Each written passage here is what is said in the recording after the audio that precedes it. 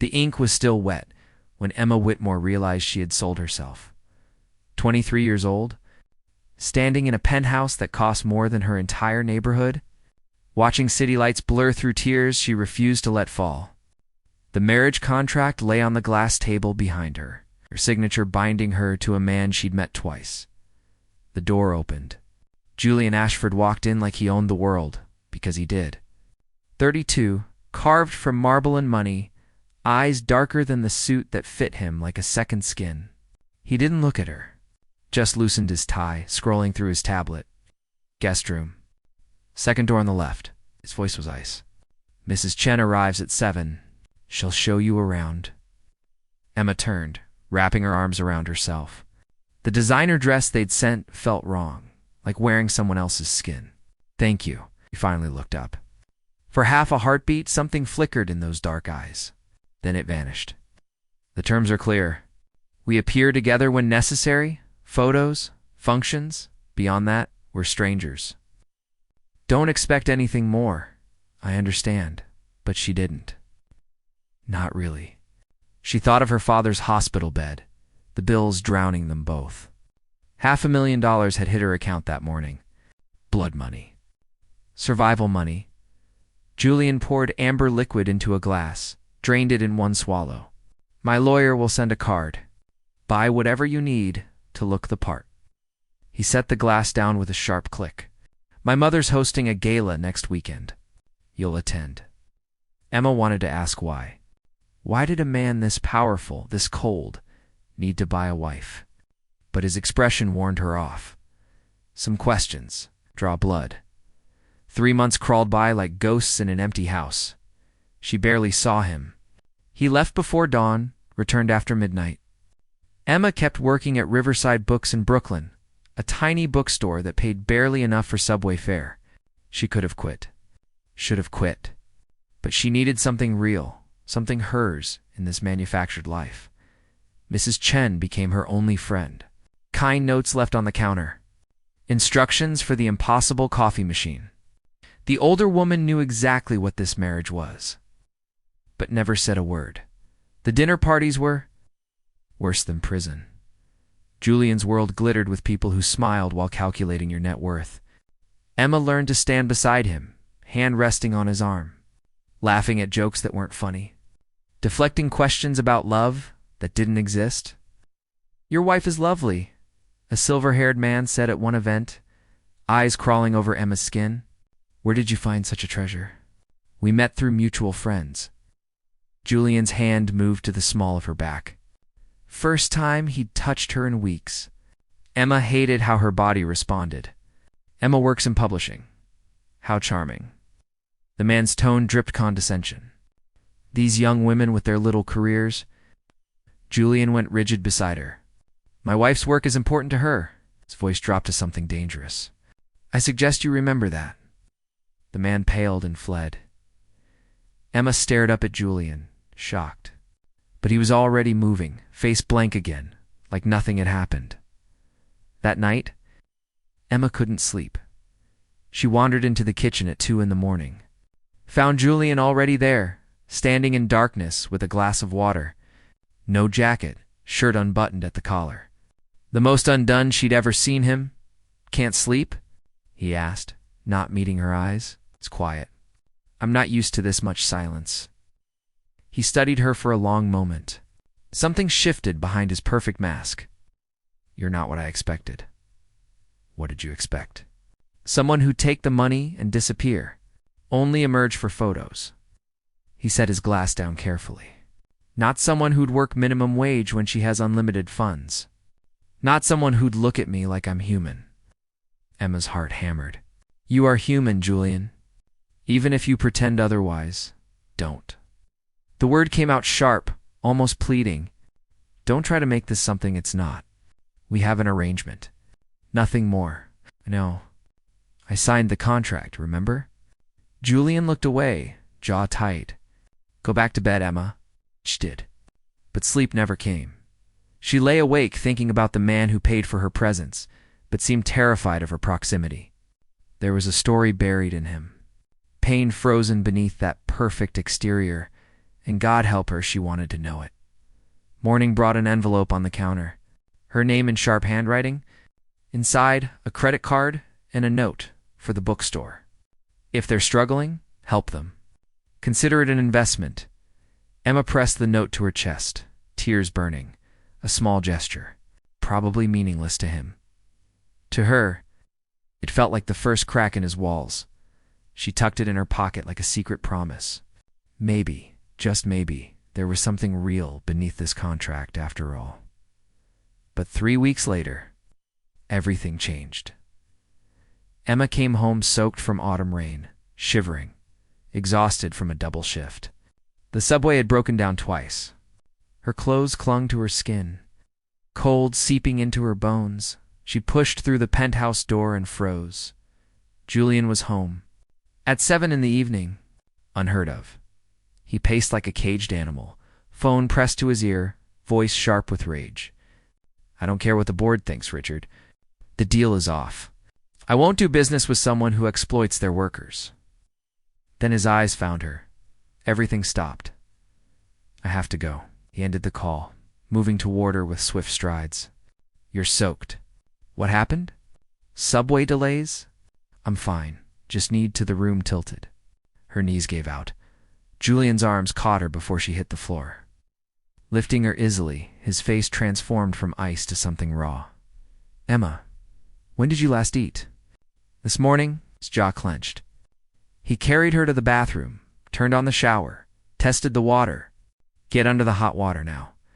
I'll have Mrs. Chen send soup. Right. She left hours ago. Something flickered across his face. Then I'll order something. Ah! He paused at the door. Can you manage, or do you need help? The question hung between them, heavy with meaning neither could touch. I can manage, Emma whispered. 20 minutes later, wrapped in a plush robe, Emma emerged to find Julian cooking. Actually cooking. Taigon sleeves rolled up. Something simmering on the stove. You cook. I lived alone for years before I could afford Mrs. Chen. He didn't turn around. Sit. This is almost ready. He set soup and bread before her, leaned against the counter, arms crossed, watching her with an intensity that stole her breath. Why do you do it? He asked suddenly. Work yourself to exhaustion for a bookstore that barely pays you. Emma set down her spoon. Because it's mine. When I'm there, I'm not your contract wife or my father's burden. I'm just Emma who loves books and helps people find stories that matter. She met his gaze. Not everything is about money, Julian. Something cracked in his expression. No, he said quietly. I suppose it's not. The moment stretched, fragile, and impossible. Then his phone buzzed, shattering it. He glanced down and cursed. Conference call with Tokyo? Will you be all right? I'm not made of glass. After he disappeared into his office, Emma cleaned the kitchen, mind racing. 6 months into their arrangement, and tonight was the first time they'd felt like two people actually living together. Instead of strangers sharing space, it terrified her how much she wanted more. The following week, Julian's mother threw a birthday party at the Ashford estate in Connecticut. Emma wore an emerald dress that made her feel like someone else. When she emerged, Julian was waiting in the hallway, stunning in black. He stared at her, swallowed hard. You look beautiful. The words sounded pulled from him against his will. Thank you. You look handsome. At the party, Julian's hand stayed at her back as they navigated champagne and small talk. Catherine Ashford was a force of nature, elegant and sharp, and Emma saw exactly where Julian got his presents. So you're the girl who finally caught my son, Catherine said, when Julian stepped away. I was beginning to think he'd marry his stock portfolio. We were very happy. Catherine's eyes narrowed. Are you? Because Julian looks at you like you're a puzzle he can't solve, and you look at him like he's breaking your heart? She sipped her champagne. That doesn't sound like happiness. Emma's smile faltered. Mrs. Ashford called me Catherine. And don't worry, I'm not going to expose whatever arrangement you to have. She studied Emma thoughtfully. But I will say this. My son has been cold and closed off since his father died 8 years ago. Tonight is the first time I've seen him look truly present in years. She paused. Whatever you're doing, keep doing it. Before Emma could respond, Julian returned, but his face had changed. Gone white. Eyes wild with something close to panic. He grabbed Emma's arm. Not gently. We're leaving now. What I said now. He pulled her through the crowd. Out to the car, silence thick and suffocating between them. The driver took them back to the city in record time. Julian didn't speak. Didn't look at her. Just stared out the window. Jaw clenched so tight Emma thought it might shatter inside the penthouse. He finally turned to her. Tell me the truth. His voice was raw, dangerous. Why did you really agree to this marriage? Emma's heart stopped. I told you. My father's medical bills. Don't lie to me. He stepped closer, eyes blazing. My mother just informed me that your father paid off every debt 3 months ago. Full recovery. So why, Emma? His voice dropped to something broken. Why are you still here? The world tilted. Because somewhere in the last 6 months, between cold silences and small kindnesses, between contract signatures and kitchen conversations, Emma had fallen in love with a man who'd bought her like property, and now he knew she'd been lying about why she stayed. Get out. His voice cracked. Pack your things and get out of my house. The door to his office slammed shut. Emma stood alone in the vast penthouse. The contract that had brought them together now, the weapon tearing them apart. She'd wanted to know his story. Now she'd become part of it, and it was destroying them. Both. Emma didn't pack. She stood in the guest room for an hour, suitcase open on the bed, unable to move. Rain hammered the windows. The city below blurred into nothing. Her father had recovered. The truth sat in her chest like a stone. She'd kept working at the bookstore, kept sleeping in this room, kept playing the dutiful contract wife when she could have walked away free, because somewhere between his cold commands and that single bowl of soup, she'd stopped pretending at 3 a.m. Julian's office door opened. Emma was sitting in the dark living room. Still in her emerald dress, mascara streaked down her face. She'd cried until there was nothing left. He stopped when he saw her. Hair disheveled, tie gone, shirt half unbuttoned. He looked wrecked. You're still here? I don't know how to leave. Julian crossed to the bar, poured 2 glasses of whiskey, set one in front of her, then sat on the opposite end of the couch, close enough to touch. Miles away. My father had an affair. His voice was hollow. For 12 years, I found out 3 months before he died. Stared into his glass. He had another family, another son. My mother knew. Everyone knew except me. Emma's breath caught. He left them money in his will. Half of everything. My mother fought it. One, destroyed their lives to protect the Ashford name. He drank deeply. I watched her tear apart a woman and child to maintain appearances. Watched her smile at charity galas while she ruined innocent people. His hands shook. So I swore I'd never be like them. Never let anyone close enough to betray me. Never marry, never love, never give anyone that power. Then why did you marry me? Julian looked at her finally. His eyes were devastated. Because my mother threatened to cut me out of the company unless I produced an heir within 2 years. Said the board wouldn't respect a man who couldn't maintain a family. He laughed bitterly. I thought a contract would be safe, clean, no emotions, no betrayal, no one gets hurt. But someone did get hurt, Emma whispered. Yes. He set his glass down. The moment you looked at me like I was human, I was done. Every smile, every kind word. Every time you came home exhausted from that bookstore instead of shopping with my money, I fell deeper. His voice cracked. And tonight, when my mother told me your father recovered months ago, all I could think was that you'd been lying. That you were just like everyone else, staying for the money, playing a role. I wasn't, I know. He turned to her fully. Because if you were, you would have taken everything and disappeared. You wouldn't be sitting here crying in the dark. He reached out slowly, fingers brushing the tears on her cheek. So tell me why you really stayed, Emma, please. The truth sat on her tongue like fire. Because I fell in love with you. The words hung between them, raw and impossible. Julian's hand trembled against her face. You can't. I don't know how do I know. Emma covered his hand with hers. You're cold and closed off and you push everyone away. You bought me like property and tried to keep me at arm's length. She leaned into his touch. But then you defended my work to that horrible man. You cooked me soup when I was freezing. You sent money for the bookstore without asking for anything back. Her voice broke. You let me see you, Julian. The real you beneath the ice. And I fell in love with that person. I don't deserve you. Maybe not. But I'm here anyway. He pulled her into his arms then, crushing her against his chest, face buried in her hair. His whole body shook. I'm terrified, he whispered against her skin. I don't know how to do this. How to let someone in. What if I ruin you like my parents ruined each other? Then we'll ruin each other together. Julian pulled back, cupped her face in both hands. His eyes searched hers, raw and vulnerable and completely undone. If we do this, really do this, I need you to know something. His thumb traced her bottom lip.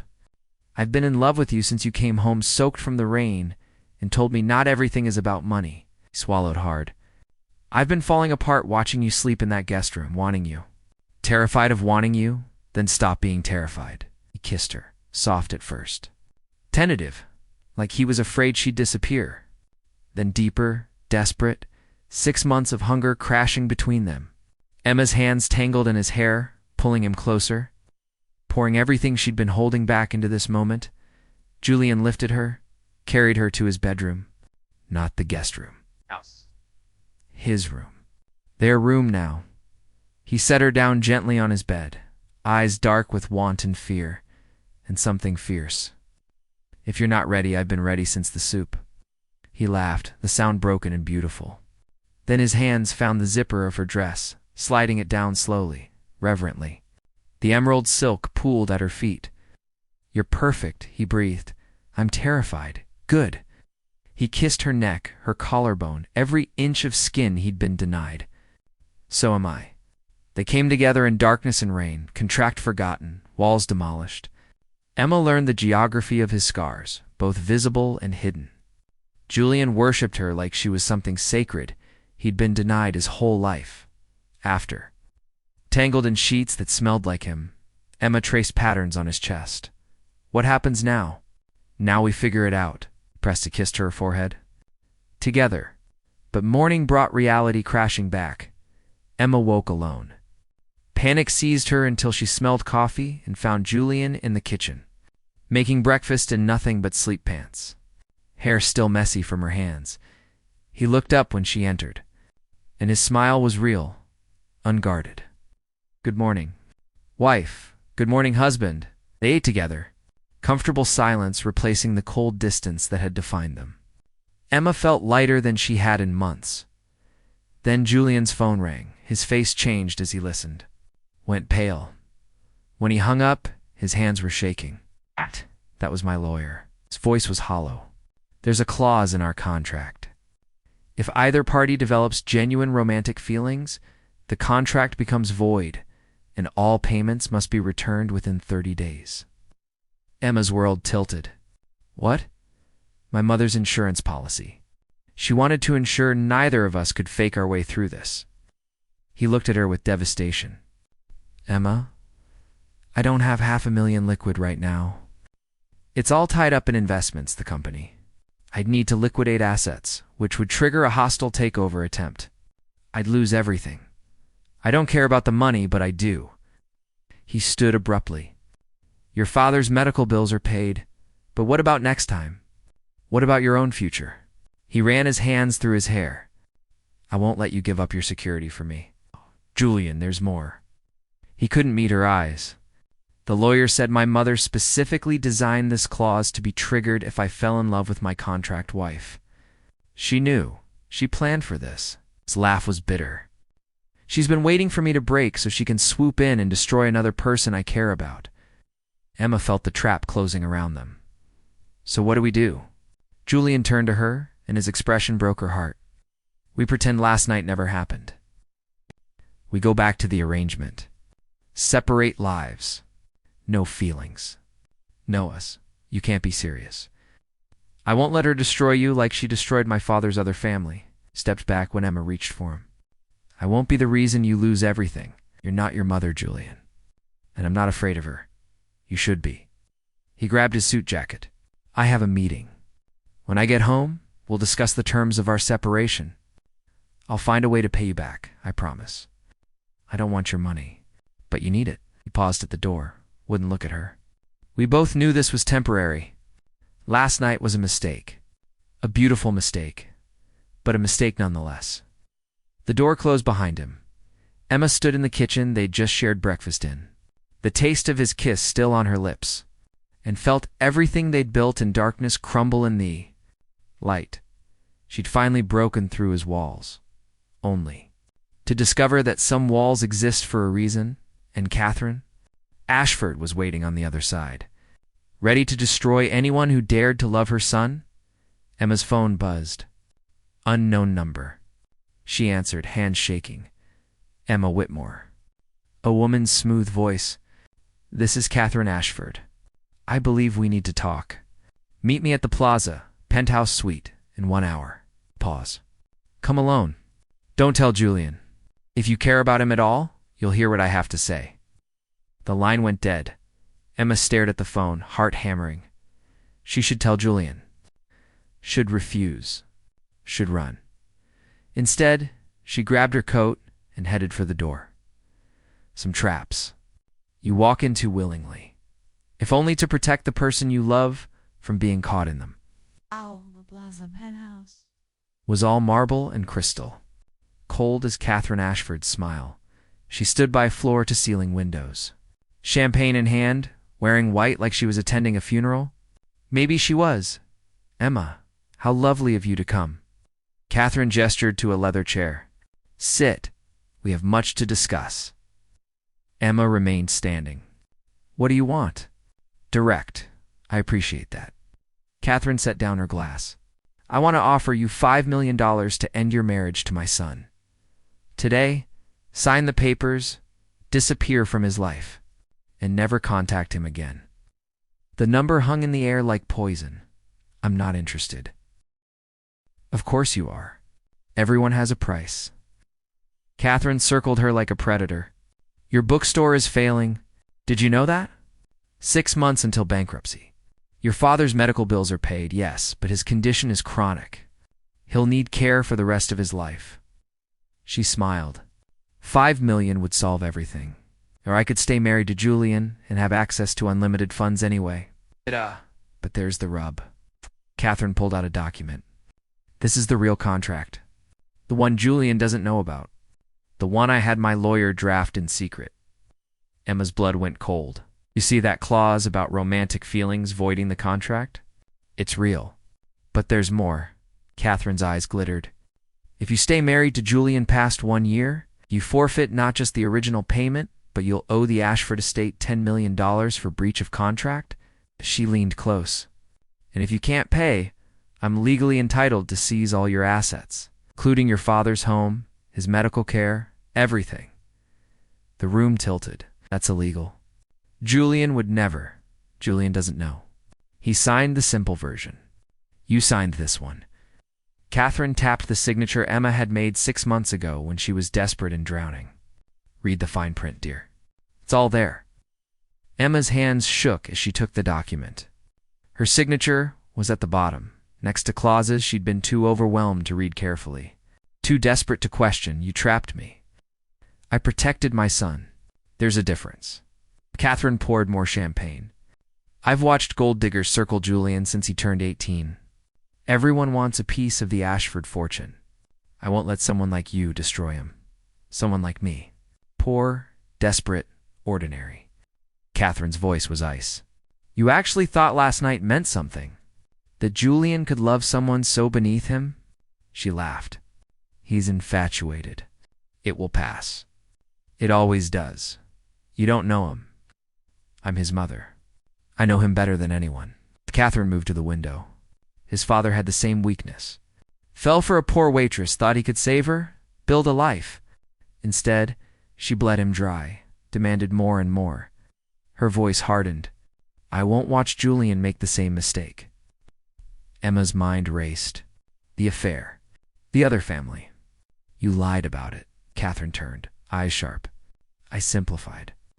Julian's father did have an affair, but not the way Julian thinks. The woman blackmailed him, threatened to destroy our family unless he paid her. For 12 years, her jaw clenched. When he finally refused, she claimed he'd promised her marriage, promised his son would inherit. It was all lies, but the damage was done, so you destroyed them. I protected what was mine. Catherine's voice was steel. Just like I'm protecting Julian now. She pushed the document toward Emma. 5 million. Walk away clean. Or stay and watch me take everything from you and your father when that 1-year mark hits. Emma stared at the contract, mind spinning. 9 months married. 3 months until financial ruin. Unless she took the money and ran. Why are you really doing this? Emma asked quietly. It's not about the money. You have everything. Catherine's mask slipped for just a moment. Beneath it, Emma saw something raw, because I watched my husband fall in love with someone else. Watched him look at her the way he used to look at me. Her voice cracked. I won't watch my son do the same. Won't watch him choose someone ordinary over the empire we built. She straightened. Love is a weakness, Emma, and I won't let it destroy another Ashford man. The truth settled between them, ugly and human. Ugly. You're not protecting him. You're keeping him prisoner. Call it what you want. Sign the papers. Emma looked at the contract, at the signature that had doomed her. At the escape Catherine was offering, she thought of Julian's smile that morning, his hands in her hair. The way he'd whispered that he loved her like the words were being torn from him. She thought of her father, who'd worked himself sick to give her a better life, who trusted her to make the right choice. $5 million. Or 3 more months of borrowed happiness before losing everything. No, Catherine's eyes widened. Excuse me? I said no. Emma set the document down. I won't take your money. I won't leave Julian. And when that 1-year mark hits, you can try to take everything from me. She stepped closer. But I'll fight you. I'll tell Julian the truth about this contract, about what you've done, and he'll choose me. Because unlike his father, he's not afraid of you anymore. You're making a mistake. Maybe, but it's my mistake to make. Ah! Emma headed for the door, then paused. You know what the saddest part is? Julian loves you. Despite everything, he still wants your approval. She looked back. But you're so afraid of losing him that you're pushing him away. And when he finally leaves, it won't be because of me. It'll be because you never trusted him to make his own choices. Emma left Catherine standing in her pristine penthouse, surrounded by wealth and completely alone. She pulled out her phone, hands still shaking, and called Julian. Emma? Is everything meet me at home now? We need to talk. What happened? Are you okay? Just come home, Julian, please. She hung up and flagged a cab, mind racing. She had 3 months to figure out how to save her father and keep Julian. 3 months before Catherine's trap closed around them both. But first, she had to tell him the truth. All of it. At the penthouse. She paced until Julian burst through the door 20 minutes later, tie askew, panic in his eyes. Emma, what's wrong? You've sounded your mother called me this morning. Asked me to meet her at the plaza. Emma handed him the contract. Read this. All of it. Julian's face went white as he read. Then read. Then something beyond rage.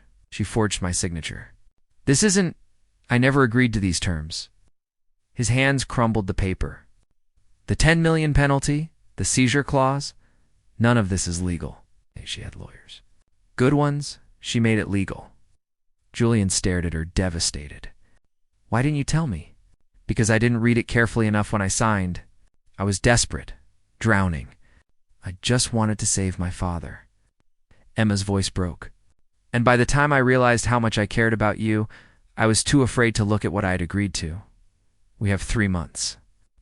Yes, Julian paced like a caged animal. I can liquidate, move assets. Get you the money before I don't want your money, Julian. I want you. He stopped, turned to her. If you stay, you lose everything. Your father's home, his care, your future, everything. His voice cracked. I can't let you sacrifice that for me. Then don't. Emma stepped closer. Fight with me. We have 3 months to find a way out of this. 3 months to beat your mother at her own game? Unless you want me to leave. Unless last night really was a mistake. Last night was the first real thing I felt in 8 years. He pulled her close, pressed his forehead to hers, but I'm terrified of destroying you. Then let's destroy each other. She kissed him hard. Together. Julian kissed her back, desperate and fierce. Like he could seal her to him through sheer force of will. When they broke apart, his eyes had changed. The fear was still there, but beneath it, something harder, determined. Okay, we fight. He cupped her face. But we do it smart. We need to find the weak point in this contract. And we need to do it without my mother knowing we're looking. Oh. I know someone. Julian grabbed his phone. A lawyer my father trusted. Someone my mother never knew about. He dialed quickly. If anyone can find a loophole, it's him. While Julian talked in low, urgent tones, Emma moved to the windows. The city sprawled below. Indifferent to their struggle, she thought about Catherine, alone in her tower. So afraid of losing control that she'd rigged the game from the start. She thought about the contract that bound her. The signature that had seemed like salvation 6 months ago. And she thought about Julian, who'd bought her to keep his heart safe, only to lose it anyway. Maybe there was no way out. Maybe they were both doomed the moment they stopped pretending. But Emma had spent her whole life playing it safe, taking care of others, making the practical choice. For once, she was going to choose love, even if it cost her everything. Julian hung up and turned to her, something fierce in his expression. Marcus, my lawyer, he'll meet us tonight. He says there might be a way. Crossed to her, pulled her into his arms. But Emma, you need to understand. If we do this, if we fight my mother, she'll come after you with everything she has. She'll dig into your past, your father's past, trying to find dirt. She'll make your life hell. Let her try. You're sure? I've never been more sure of anything. Emma kissed him softly. Besides, I've got something she doesn't. What's that? You. Julian's laugh was broken and beautiful. God, I love you. I love you too. They held each other as the sun set over the city. Two people bound by a contract that was supposed to keep them apart, choosing each other anyway. But neither of them saw the photographer outside. Neither of them knew that. Catherine had already made her next move, and by morning, their private war would become very public. Julian's phone exploded with notifications at dawn. Emma woke to him staring at his screen, face ashen. What is it? He turned the phone to her. The headline blazed across every major news site, Billionaire's contract wife exposed. Gold digger or true love? Beneath it, photos of Emma entering Catherine's plaza suite. Of Julian's car at her bookstore. Of them together at parties, his hand always at her back, her eyes always on him. And the story, someone had leaked everything. The contract. The payment. The clause about romantic feelings. Their entire private arrangement was now public spectacle. My mother, Julian said, voice hollow. She's forcing my hand. If I don't end this now, the scandal will destroy the company. Emma's heart stopped. What are you saying? Julian set down his phone. When he looked at her, his eyes were devastated. I'm saying we're out of time, and I have to choose between you and everything I've built. The trap had finally closed, and they were both caught inside. The scandal burned through the city like wildfire. By noon, reporters camped outside the penthouse. Emma's phone rang nonstop with numbers she didn't recognize. Riverside Books was swarmed. Her father called from his care facility, voice thick with confusion and worry. Julian paced the living room on his 4th conference call of the morning. The board wanted answers. Investors were nervous. His mother had scheduled an emergency press conference. Emma watched him unravel, piece by piece. I understand your concerns, Julian said into the phone, voice strained. Yes, I'll make a statement. By end of day. Thank you. He hung up, and immediately another call came through. Julian. Emma touched his arm. Stop. Breathe. I can't. He shook her off, answered the next call. Richard? Yes, I'm aware of the stock drop. I'm handling it. But he wasn't handling it. He was drowning. At 3 p.m, Marcus, the lawyer, finally arrived. White-haired, sharp-eyed, carrying a briefcase that looked older than Emma. I've reviewed the contract, he said without preamble. It's airtight. Catherine's lawyers were thorough, set papers on the table, but there's one potential loophole. Julian leaned forward. The contract specifies that romantic feelings void the agreement, but it defines romantic feelings as mutual affection acknowledged by both parties through written or verbal declaration. Marcus tapped a clause. If neither of you ever explicitly acknowledge the relationship, technically the contract remains valid. Emma's stomach sank. But we did. Last night, we said we loved each other. Did anyone witness it? No, we were alone. Marcus's eyes gleamed. Then, as far as the legal record shows, this is still a standard contract marriage. You deny the romantic allegations, continue the arrangement as agreed. Catherine has no grounds to invoke the penalty clause. Julian stood abruptly. You want us to lie? To say we feel nothing for each other? I want you to survive. Marcus closed his briefcase. Catherine leaked this story to force your hand. She knows you'll choose Emma over the company. This way, you keep both. By pretending the woman I love is nothing but a business arrangement. Yes. The word hung in the air like a death sentence. Emma felt something crack inside her chest.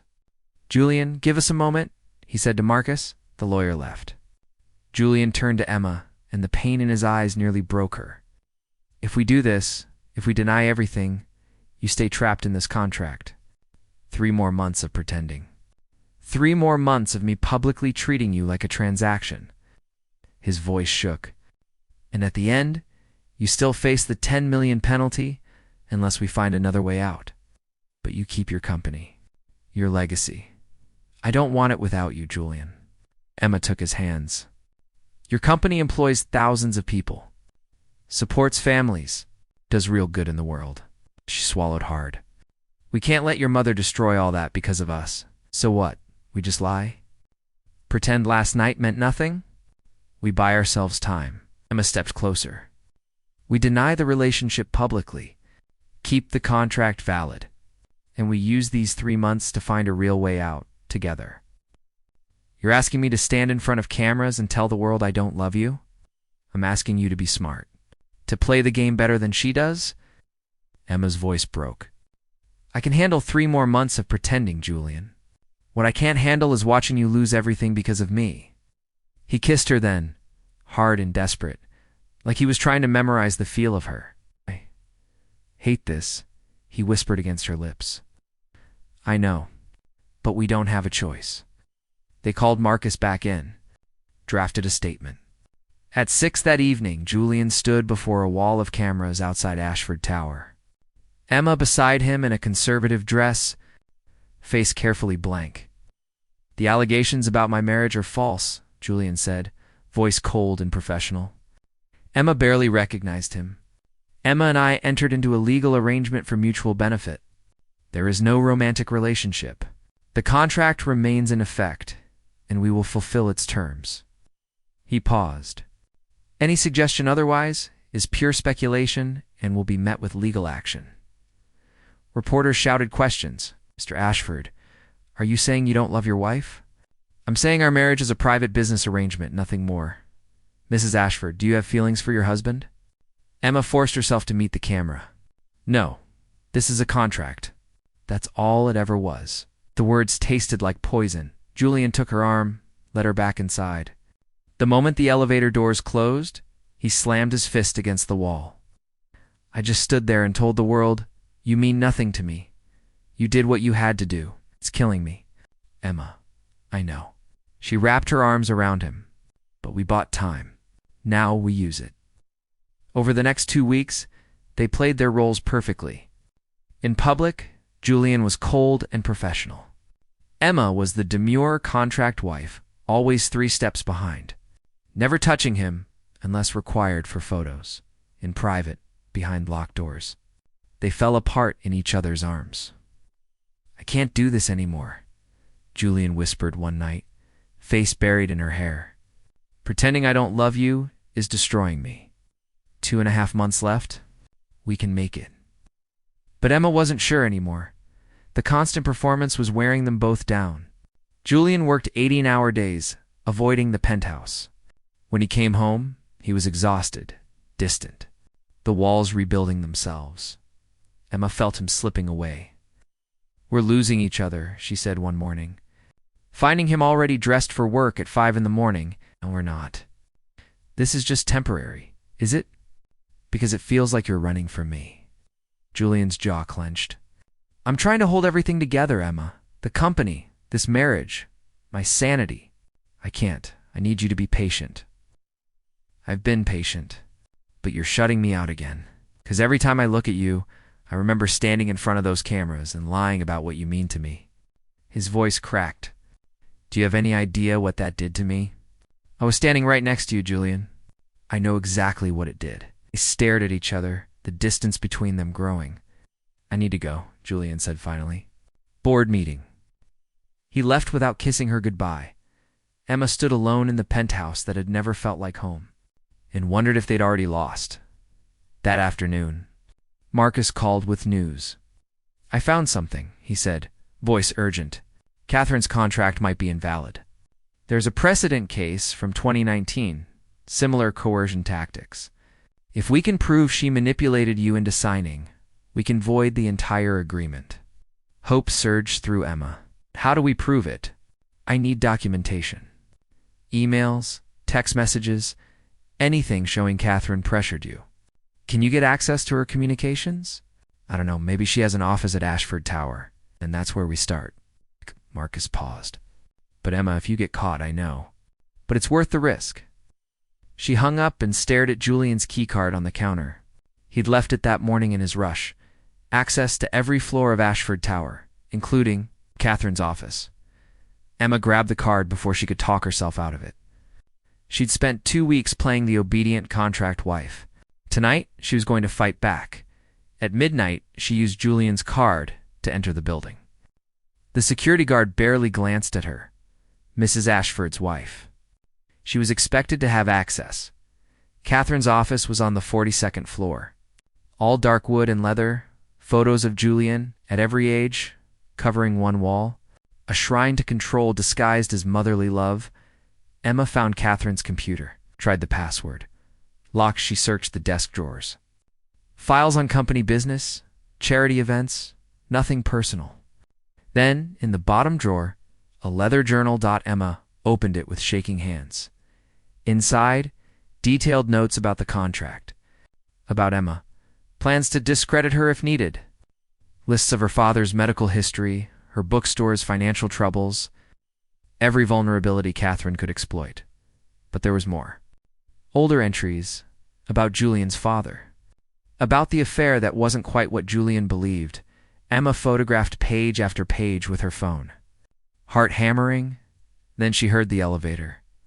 Footsteps in the hallway. Emma shoved the journal back, closed the drawer. But there was nowhere to hide in the office. She grabbed her phone and ran for the door. Too late, the lights blazed on. Catherine stood in the doorway, perfectly composed even at midnight. Behind her, 2 security guards. Breaking and entering, Emma. How desperately common. Catherine stepped inside, smiled coldly. "Did you really think I wouldn't have alerts on my office? I was looking for the truth. The truth is that you're a thief." Catherine nodded to the guards. "She's stolen proprietary documents. Call the police."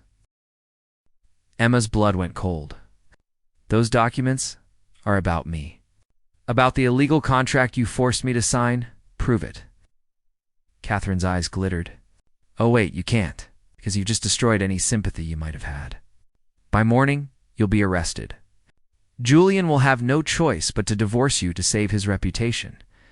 She leaned close. "You should have taken the $5 million when I offered it. The police arrived within minutes. Emma was handcuffed, read her rights. Photographed leaving Ashford Tower by the same reporters who documented her statement 2 weeks earlier. The headlines the next morning were brutal. Contract wife arrested for corporate espionage. Emma sat in a holding cell, watching her phone explode with notifications before the police confiscated it. 50-3 missed calls from Julian. She'd tried to save them both instead. She'd given Catherine exactly what she needed to tear them apart at noon.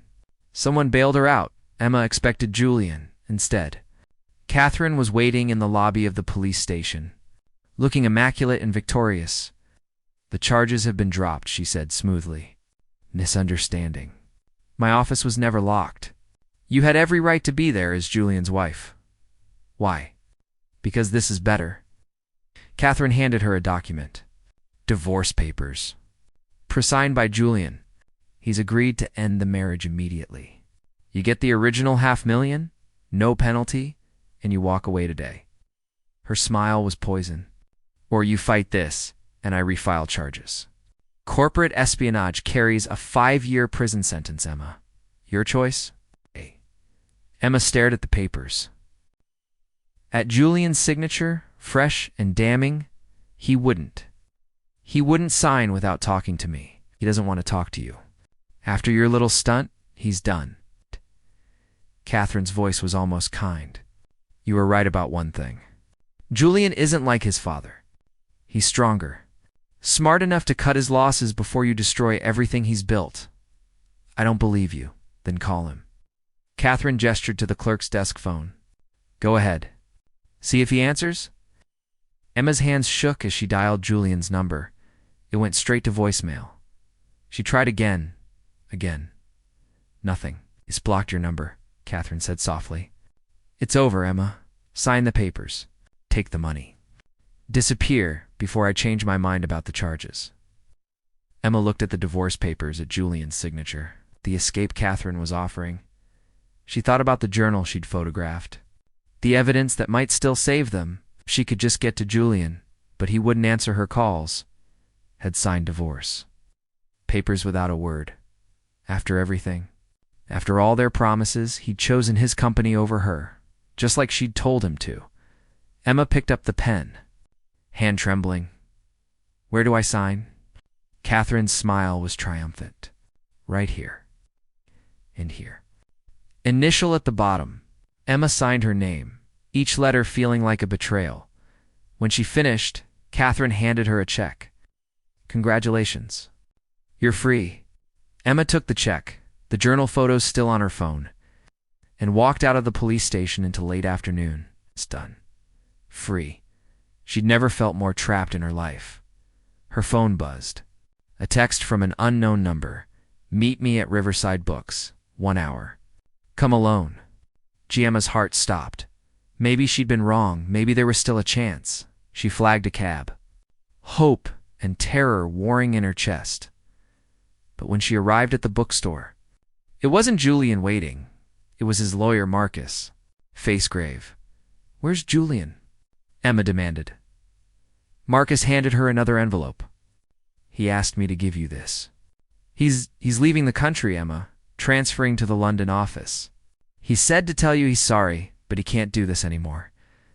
Emma opened the envelope with numb fingers. Inside, a letter in Julian's handwriting. Emma, by the time you read this, I'll be gone. My mother won. I thought I could fight her, thought love was enough, but I was wrong. I can't watch you destroy yourself for me. I can't be the reason you lose everything. So I'm choosing for both of us. I'm letting you go.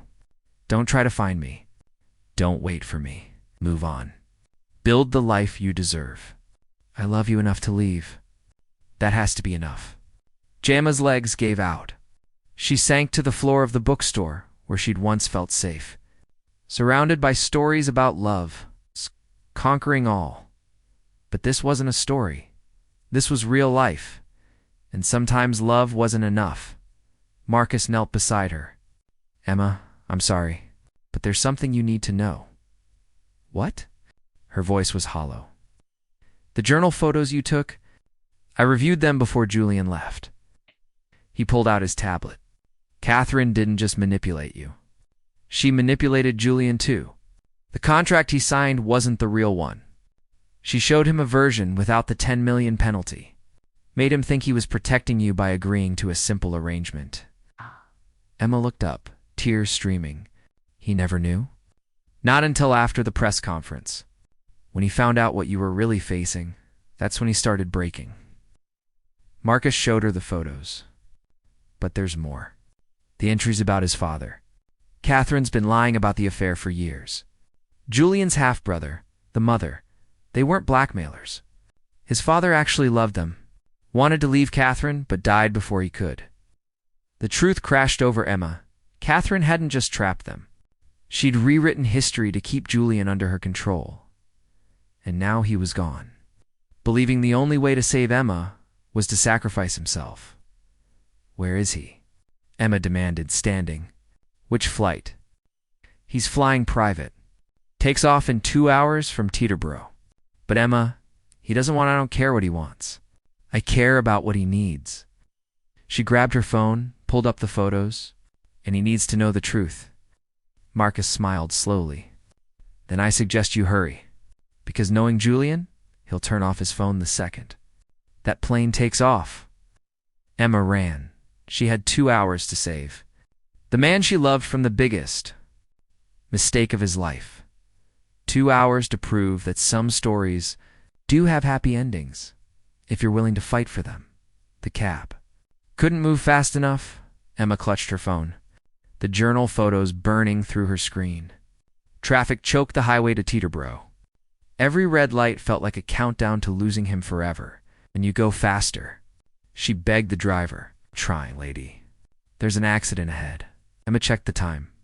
90 minutes until Julian's plane took off. She pulled up his number, tried calling again. Still blocked. She texted instead, knowing he wouldn't see it, needing to try anyway. Don't get on that plane, please. I know the truth about everything. About the contract. About your father. Please, Julian. Give me one chance to explain. The message showed as undelivered. Panic clawed at her throat. At the airport, she threw cash at the driver and ran. Private terminals were different from commercial. Smaller, more exclusive. She had no idea which hangar Julian's plane was in.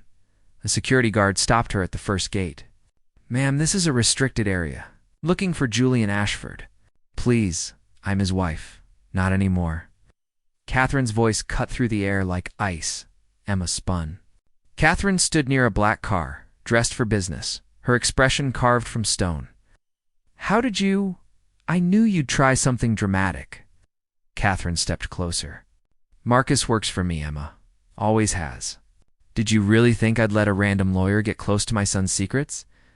The betrayal hit like a physical blow. Marcus had seemed so genuine, so helpful. Another trap. The journal photos, Emma whispered. Fabricated. I had them created just in case you tried to play hero. Catherine's smile was cruel. There is no evidence.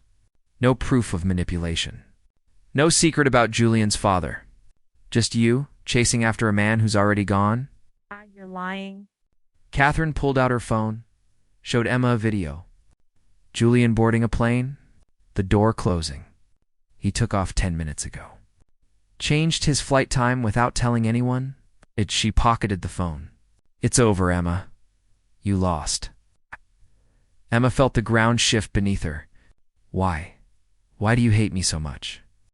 For the first time, Catherine's mask cracked. Because you're everything I wasn't. Young, idealistic, stupid enough to believe love matters. Her voice shook. I married Julian's father for the right reasons. Security, partnership. We built an empire together. And it meant nothing the moment he met someone who made him feel something. Real. So you've spent 8 years making sure. Julian never feels the same. Years protecting him from weakness. Catherine's eyes glittered with unshed tears she refused to let fall. Love destroyed my husband. Made him reckless. Got him killed in a car accident while he was rushing to see that woman. Her voice broke.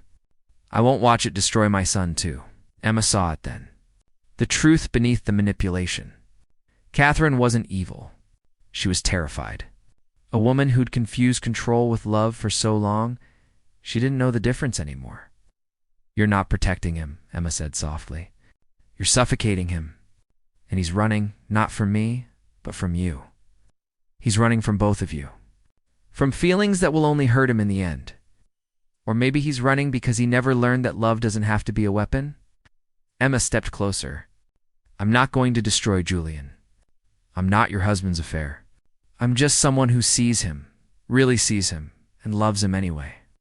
She pulled out her phone, showed Catherine the real photos she'd taken. "And unlike you, I'm not going to use what I know to control him." Catherine stared at the images. Her face went white. "Where did you?" "The journal was real. I photographed it before you caught me." Emma's voice was steady now. "I have proof of everything. The forged contracts, the lies about Julian's father, all of it." She pocketed her phone. "But I'm not going to use it, because that would make me just like you. Then you're a fool, maybe. But I'd rather be a fool in love than a woman so afraid of losing control that she destroys everyone she's supposed to protect." Emma turned toward the terminal. "Now tell me which plane is his, or I swear I'll release these photos to every news outlet in the city." Catherine was silent for a long moment. Then, quietly, "Hangar 7. But Emma, even if you reach him, what makes you think he'll listen? Because unlike you, I believe he's strong enough to make his own choices." Emma ran. Hangar 7 sat at the far end of the airport. Her lungs burned. Her legs screamed. She didn't care. The plane was still there. Engines running. Door still open. A flight attendant tried to stop her at the stairs. "Ma'am, this is a private flight. I need to see Julian Ashford, please." 5 minutes. Mr. Ashford gave strict instructions. "Tell him it's Emma. Tell him I know about his father." "About everything." Her voice broke. "Please." The attendant hesitated, then spoke into her radio. Moments later, Julian appeared at the top of the stairs. He looked wrecked. Hair disheveled, tie loose, eyes hollow. When he saw her, something cracked in his expression. "Emma, you need to leave. Not until you hear me out." She climbed the stairs, and he didn't stop her. "Your mother's been lying to you for 8 years." "I know. Marcus told me about the contract before I left. About the 10 million penalty, I never knew about." His voice was hollow. "That's why I'm leaving. To protect you from not just that, about your father." "About the affair?" Emma pulled out her phone, hands shaking. "Your father wasn't being blackmailed. He was in love. He wanted to leave your mother, but died before he could. And she's been twisting the story ever since to keep you from doing the same." Julian stared at the photos, face draining of color. His hands trembled as he scrolled through image after image. His father's journal entries, Catherine's notes. The truth laid bare. "My whole life," he whispered. "She's been controlling me my whole life. Yes. Because she's terrified of losing you, like she lost him." Emma stepped closer. "But Julian, I'm not asking you to choose between me and your mother. I'm asking you to choose yourself, to decide what kind of man you want to be." "I can't, Emma. If I stay, you lose everything. The 10 million penalty is void." Marcus's voice came from behind them. The real Marcus, not Catherine's spy, standing at the bottom of the stairs with a briefcase. "With these photos, I can prove coercion and fraud. The contract is invalid. Both of them are." Julian turned to Emma, eyes wide. "You're free. We're both free." Emma took his hands. "No more contracts. No more arrangements. Just us, choosing each other because we want to, not because we have to. My mother will fight this. She'll make our lives hell. Let her try. I'm done being afraid of Catherine Ashford." He cupped his face. "The question is, are you?" Julian stared at her for a long moment. Then he turned to the pilot, canceled the flight, pulled Emma into his arms, buried his face in her hair, and finally let himself break. "I'm so sorry. I should have fought for us from the beginning. Should have trusted that we were stronger than her manipulation. We're fighting now. That's what matters." They descended the stairs together. Catherine was waiting at the bottom, face carefully blank. "Julian," she started. "If you would just listen?" "No." His voice was firm. "Final. I'm done listening to you decide what's best for me. You lied about Dad. You trapped Emma. You've been controlling every aspect of my life since I was old enough to sign my name." He kept his arm around Emma. "I love you, Mom, but I don't trust you anymore. And until you can admit what you've done and why, I don't want you in my life." Catherine's composure finally cracked. Tears streamed down her face. "I was protecting you. You were protecting yourself from being alone." Julian's voice softened slightly. "Get help, Mom. Real help. Talk to someone about Dad, about the fear, about all of it. And maybe someday we can rebuild this." But that day isn't today. He led Emma to his car. Marcus followed with a briefcase full of evidence. As they drove away, Emma looked back once. Catherine stood alone in the parking lot, finally facing the consequences of her choices. "Do you think she'll change?" Emma asked. "I don't know. But that's her choice to make, not mine." Julian squeezed her hand. "I'm done making choices out of fear." Over the next 3 months, they rebuilt everything.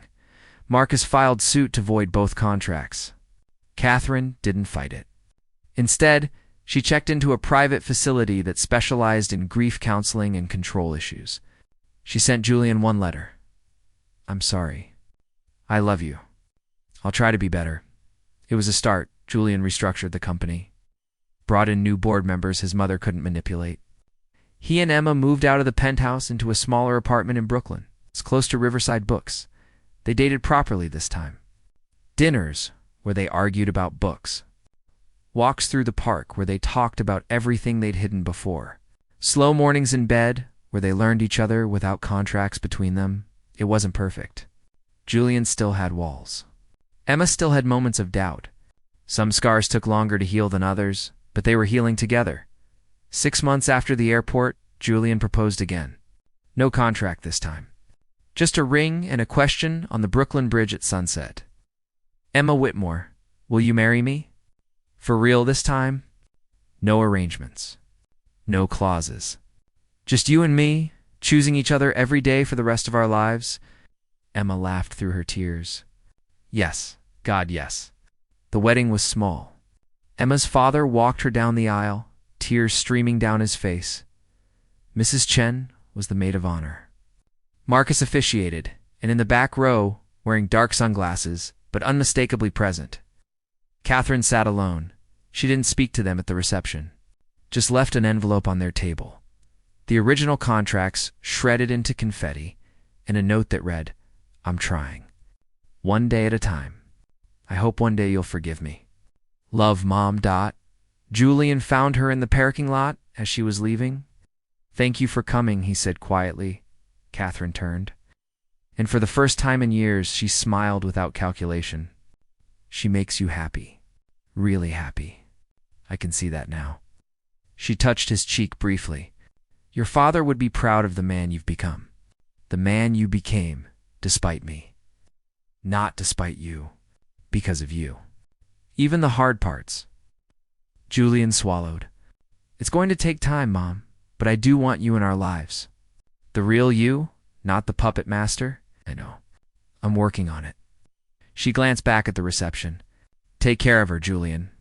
She's stronger than both of us. I know." Catherine drove away, and Julian returned to his wife, his real wife, dancing under string lights with joy written all over her face. Years later, when people asked Emma how they fell in love, she always told the truth. "We bought each other. I needed money. He needed protection from feelings.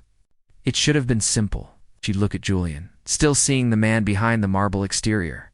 But somewhere between the contract and the chaos, between the lies and the truth, we learned something crucial. What's that? They'd ask Julian would take her hand, smile that rare smile he saved just for her. That the best love stories don't follow a script. They break every rule. And sometimes, the only way to find real love is to risk losing everything else. Emma would kiss him then, in front of whoever was watching, not caring about appearances or arrangements or anything except this moment, this man. This choice they made every single day to choose each other, to fight for each other, to love each other. Not because a contract bound them, but because freedom allowed them to. Their story started with a signature and $500,000, but it ended with something far more valuable. A love built not on terms and conditions, but on truth, trust, and the courage to break free from everything that tried to keep them apart. And in the end, that made all the difference. The end.